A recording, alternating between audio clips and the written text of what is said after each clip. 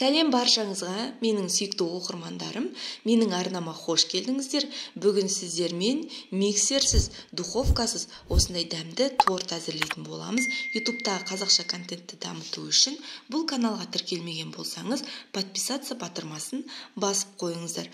Енді газға қоятын кез келген осындай тапаға 2 жұмыртқамызды саламыз. Қантты салып, оның үстіне крахмалды, жүгері крахмалы міндетті түрде және ұнды салып, жақсылап осылай венчикпен немесе шанышқымен араластырып аламыз. Біркелкі масса болғанша араластырғаннан кейін, одан кейін барып газға қоятын боламыз. Газға қойып, осындай дәмді крем әзірлейтін боламыз. Сүттің бір бөлігін құйдым, тоқтатпай араластырып тұруымыз керек. Егер тоқтап қалсақ, креміміз іртік-іртік болып қалуы мүмкін. Қазір енді сүттің екінші бөлігін құямын.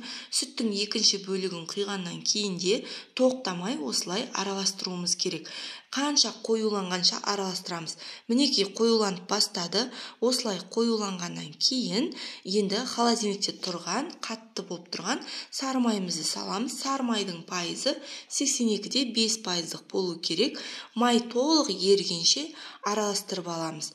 Мінекей газдан алғаннан кейін барып салатын боламыз майды. Мінекей толық араласты, біздің креміміз дайын деуге болады. Енді тортымызды жинауға кірісеміз. Ол үшін бізге 36 осындай үгітілмелі печенье болса жеткілікті. Мынандай формаға жасауларыңызға да болады. Форма болмаса, кез келген тарелкаға жасауға болады. Мен 36 печеньеден жасадым. Әр қатары 12 қатардан. Мінекей бір қатарын жасап болдым. Енді кремді осындай кондитерский мешокқа салуға болады. Немесе қасықпен құя берсеңіздер де болады. Мінекей бір қатарын жасадым. Кремін орналастырып шығамыз, біркелкі етіп. Одан кейін тағы да екінші қатар печеньені тізіп шығатын боламыз. Міне дайын болды. Қыздар, YouTube-тағы қазақша контентті дамыту үшін осы каналға тіркелмеген болсаңыз, каналға тіркеліп, видеоға лайк басып, төмендегі комментарий бөліміне комментарий жазуыңызды сұраймын. Мінекей екінші қатарында тізіп шықтым. Кремді орналастырдық. Тағы да бетін тегістеп аламыз да, үшінші қатарын жасайтын боламыз. Егер тортыңыз биігірек болсын десеңіз, тағы бір қатар печеньені орналастыруыңызға болады. Бірақ мен осылай 3 қатар жасағанның өзінде өте керемет, дәмді болды. Биіктігі де өте жақсы болды. Мінекей барлық кремді осылай қолдандық.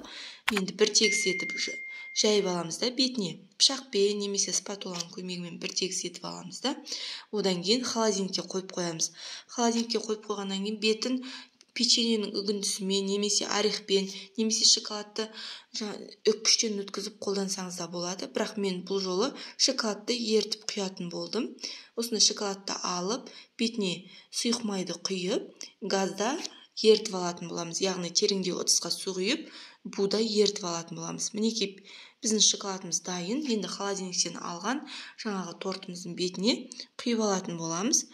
Міндетті түрде осылай құйып, жeg-жегіне жеткізетін боламыз. Яғни шоколадты дұрыс орналастыруымыз керек. Міндетті түрде шоколад құймай-ақ орехпен әрлесеңіздер болады. Мінекей енді холодильникке 2-3 сағат қойғаннан кейін біз тортымыздың формасын шешетін боламыз. Егер сіздер формасы жасасаңыздар тіпті жақсы болады. Мінекей формадан шештік. Қазір арасын кесіп көрсететін боламын. Өте дәмді қыздар, міндетті түрде жасап көріңіздер. YouTube-тағы қазақша контенттің дамуына сіз де өз үлесіңізді қосып, осы арнаға жазылып қойыңыздар. Өте дәмді, мінекей, назарларыңызға рахмет, міндетті түрде жасап көріңіздер. Подписаться батырмасын басуды ұмытпаңыздар.